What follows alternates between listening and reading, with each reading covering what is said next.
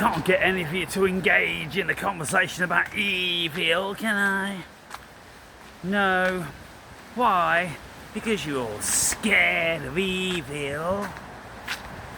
And you're doing that thing those skeletons are doing. See no, hear no, speak no. That's what you were doing, that's what you're doing, isn't it?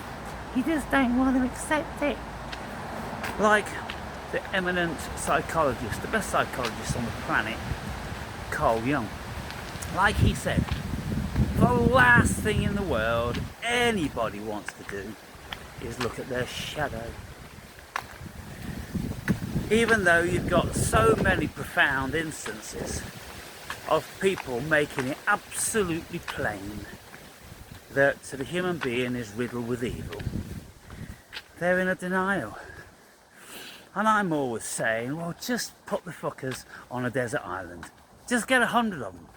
Put them on, like, not really a desert island, just put them on a secluded island. And, you know, there's limited food. You gotta hunt and trap and fish and all that sort of stuff. Leave them there 6 months and see who's alive.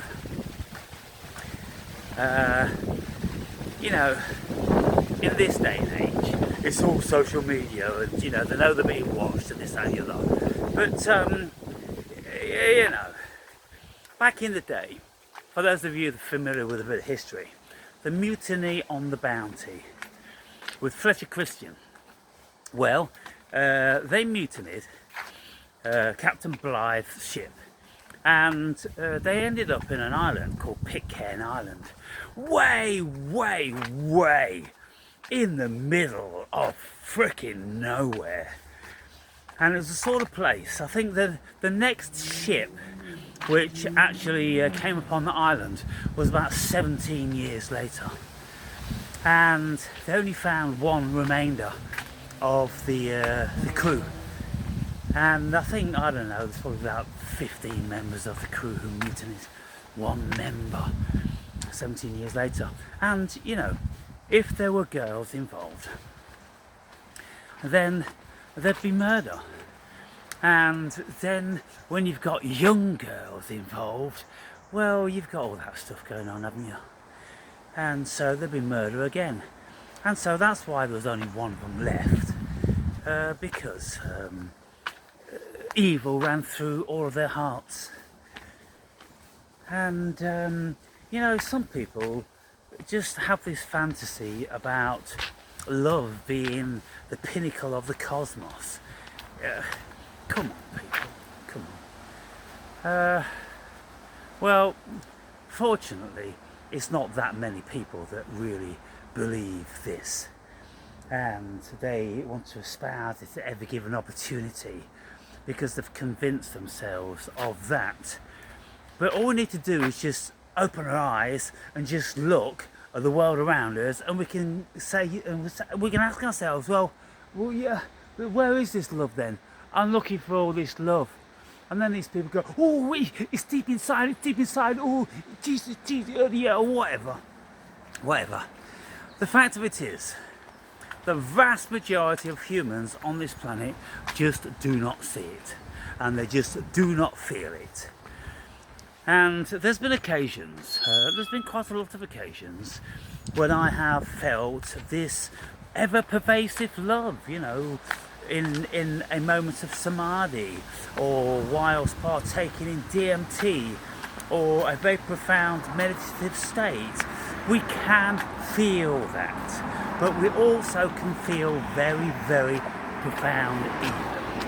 And so just because we can feel profound love, some people might want to choose that and just forget that they felt the profound evil.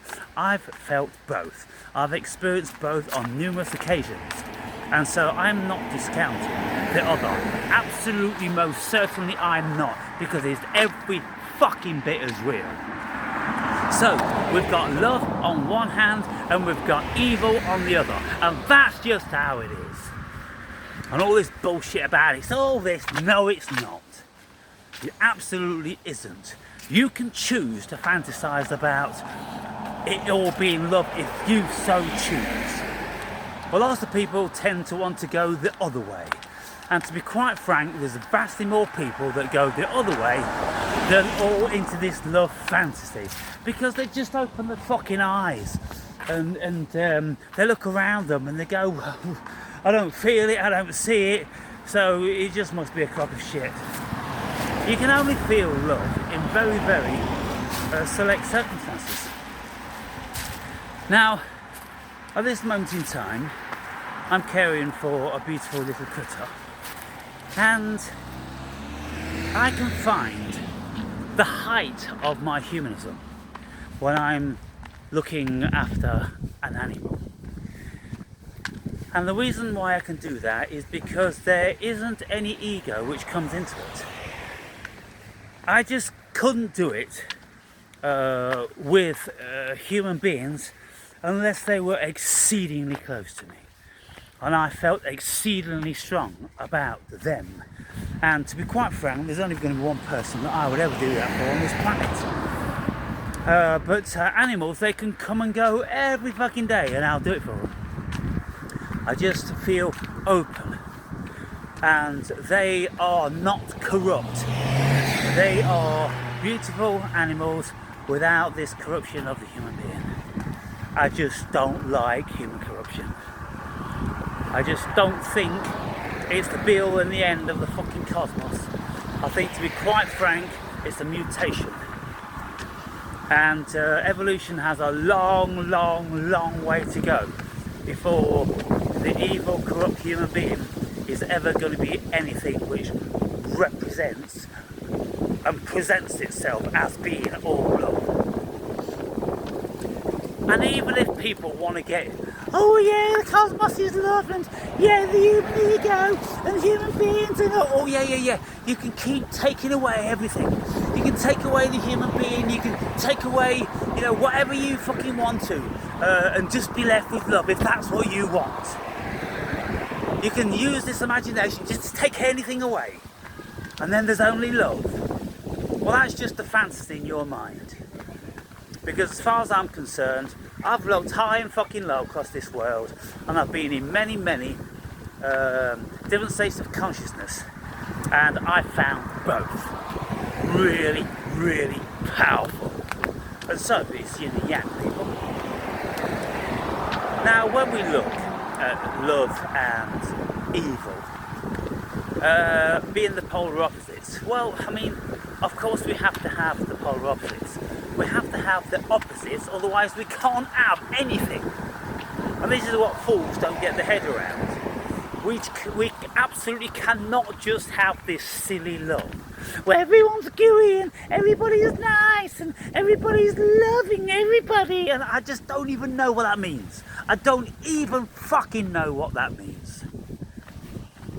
There's a time and a place when we can be compassionate and we can extend our humanisms beyond the regular normal parameters of care and assistance and this, that and the other.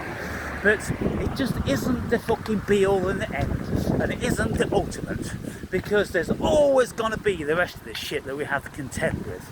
Like, maybe we're just getting bored of being caring and loving now, and we might just want to be a little bit fucking self-serving and evil, because that's just the way the cosmos is. I speak very plain, and this is why my channel will never be popular, because just like other brilliant minds, they've always stated, the fucking herd, they just can't stand that shit. They all want a fantasy, they all want a story. And just like Miles and Maya said last night in my conversation, they're like fucking stories. They're like fluffy shit, because they just don't have the intelligence or the gumption to look at the world as it is. And so I just don't have any fucking time for these Jesus fucking freaks. They've just been perverted by evil dogma. Evil dogma. Anything to do with religious dogma is an evil. It's manipulative. It's lying. It's propaganda, it's fucking deceptive, it's evil on every count. And it's just written by people that maybe they experience, they could find a little bit of peace in meditation now and again, and if they extricate themselves from all the fucking other pink apes, then maybe they can live in a little bit of love or something like this. But you go back into the fucking herd and you were reaching for your machete the fucking second day, I'm telling you now. You would. That's how it's always been, that's how it always will be. Yeah. And the only reason we've got a semblance of order these days is because we're under massive suppression. Otherwise, the human being will very, very quickly just result to what they are. Sure, you know, they can be benevolent, but equally they can be malevolent. And it's 50 fucking 50. And left to their own devices, it will most certainly escalate in the favour of evil, because people just get manipulative, they get greedy, they get domineering, and all the rest of it. It's just how the human being is. I don't like them. I just don't like them. So interesting that Miles and Maya were speculating how the writers had conjured up what they actually conjured up. I was saying, why is it, do you think, that the writers wrote such a preposterous story? And God's supposed to have created the Garden of Eden and yet introduced a snake. There's no mention that, oh, by the way, yes, I'm God and I'm going to put an evil snake in the garden. There's no mention of that. All of a sudden it just showed up out the fucking blue and threw a spanner in the works, which ruined everything. And then it sent God off on a fucking tizzy and wanted to project evil onto humanity forever and ever and ever for one little transgression. Are you expecting me to think that this cunting God is anything but absolutely fucking evil? Don't fuck with me. Don't even come close to fucking with me. No. But what it kind of like boils down to is that when we investigate what these people have been thinking about, what they've been doing is just been doing no more than what I'm doing now, investigating why the human is in a certain way. And so we can speculate, like I've been speculating with AI. I've been saying, do you think that if you take language and concepts and words away from the human being, would be nothing more than primates, and if you apply a rational mind to it, that's what you conclude, primates. And so I'm saying that, well, Adam and Eve were speculated to be primates. You know, reasonable, intelligent people 2,000 years ago, they looked and thought, well, the human being, if they didn't have an ego, if they didn't have this self-serving, nasty nature, then they'd all be like primates. And, you know, primates seem to be fucking getting along great. And they're not riddled with all this evil. And so then they write this story about Adam and Eve, it's the first, and they were fine. You know, they never said it, but, you know, obviously they were supposed to be very primate and primitive until knowledge came about, until the ego came about, and that's when it all went pear-shaped. And so what can we say? Knowledge, ego equals evil. No doubt about it. Knowledge and ego equals evil. Take the knowledge away, take the ego away, and we'd just be fucking freezing cold pink apes, holding on to our bollocks and tits in this fucking world because we've been placed here completely out of context without the relevant fucking wherewithal to deal with this dimension. That's why I would speculate heavily that we were created, you know, from the Anunnaki, something like that. Anyway, stick that in your fucking pipes and smoke it.